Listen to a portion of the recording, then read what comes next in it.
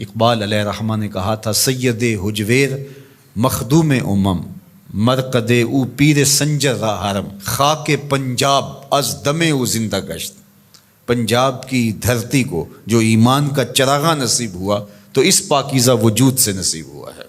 صبح ما از مہر او تابندہ گشت، ہماری صبح اس سورج کے طلوع ہونے سے ہوئی ہے، ورنہ تو اندھیری رات تھی۔ ایمان کا چراغاں ہمارے سینے میں ہوا ہے تو اس پاکیزہ وجود کی وجہ سے ہوا ہے۔ تو یہ صوفیاء تھے جنہوں نے اپنے وطن مالوف چھوڑے، اپنی بستیاں چھوڑی، سمرقند، بخارا جیسی سرزمیں، وہ سرزمیں کہ جو آماجگاہ تھی، خوبصورتیوں کا اور جمالیاتی مرکز تھے، اور وہ خوبصورت علاقے چھوڑے، غزنی سے چل کے آئے، شہر مدینہ چھوڑا، حضور کی ہمسائیگی چھوڑ کر کے آ کے ویران ٹبوں پہ بیٹھ گئے اور وہیں شمع اسلام روشن کی، اور پھر ان کے دم سے چراغاں ہوا اور اسلام کا نور پھیلا۔ تو ہم اگر صائب مزاج ہوں گے تو ہم کبھی بھی احسان فراموش نہیں ہوں گے، ان بزرگوں کے شکر گزار ہوں گے کہ اگر یہ یہاں آئے نہ ہوتے تو آج ہماری پیشانی بھی کسی پتھر کے آگے سجدہ ریز ہوتی۔ لیکن ان بزرگوں نے ہمارے آباء و اجداد کو اسلام دیا، ہمارے آباء و اجداد کو دین سکھایا، ان کے سینے میں چراغاں کیا حقیقت کا، اور سارے اندھیرے ختم کیے۔ اور آج ہم جیسے بھی مسلمان ہیں، جس طرح کی بھی ہمارے اندر کوتاہیاں موجود ہیں، لیکن شکر ہے ہمارا اللہ پر توکل ہے، ہم اللہ کے ساتھ یقین کا رشتہ رکھتے ہیں، اس کے رسول صلی اللہ علیہ وسلم کا نام ہمارے سینوں کے اندر ٹھنڈک کا سبب اور ذریعہ ہے، صحابہ اور اہل بیت کے ساتھ ہماری محبتوں کا رشتہ مستحکم اور مضبوط ہے۔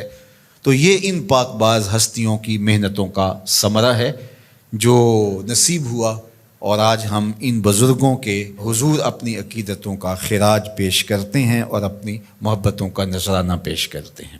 دوسری بات، چونکہ جب کسی چیز کی اصل لوگوں کی ضرورت بنتی ہے تو مارکیٹ میں اسی کی نقل آتی ہے، جس کی اصل قابل قبول نہیں ہے اور جس کی اصل کی ڈیمانڈ نہیں ہے اس کی نقل بھی نہیں آتی۔ تو اس لیے چونکہ صوفیاء کے ساتھ لوگوں کا تعلق، لوگوں کا ربط، لوگوں کا رشتہ محبت بہت گہرا ہے، تو بہت سارے ایسے لوگ جو صوفی نہیں تھے وہ لبادہ اوڑھ کر کے بیٹھ گئے اور لوگ ان کی طرف جانے لگے، پھر ان کے کہے ہوئے جملوں کو آگے نقل کرنے لگے، اور معاشرے کے اندر تصوف کا ایک غلط تصور پھیلا جو کہ تصوف کی روح نہیں تھی۔ سب سے پہلے یہ سمجھیں کہ تصوف اسلام سے متوازی کوئی نظام نہیں ہے۔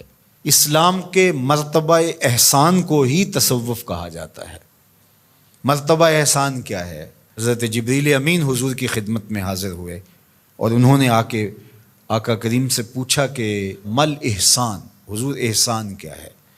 تو آقا کریم نے فرمایا، تو اللہ کی عبادت اس طرح کرے کہ گویا تو اسے دیکھ رہا ہے۔ تو عبادت کو اس طرح سے کرنا یہ مرتبہ احسان ہے۔ دوسرے لفظوں کے اندر اس کو تصوف کہا جاتا ہے۔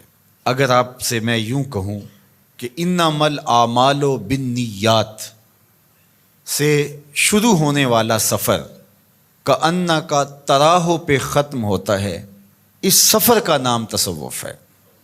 اس کو مرتبہ احسان کہہ لیں، اس کو تصوف کہہ لیں، اس کو صوفیزم کہہ لیں، اس کو کوئی نام دے دیں، تو یہ ہے مرتبہ احسان جو انما الاعمال بالنیات سے شروع ہوتا ہے، اور وَاعْبُدْ رَبَّكَ كَأَنَّكَ تَرَاهُ، اپنے رب کی عبادت اس طرح کرو کہ گویا تم اسے دیکھ رہے ہو۔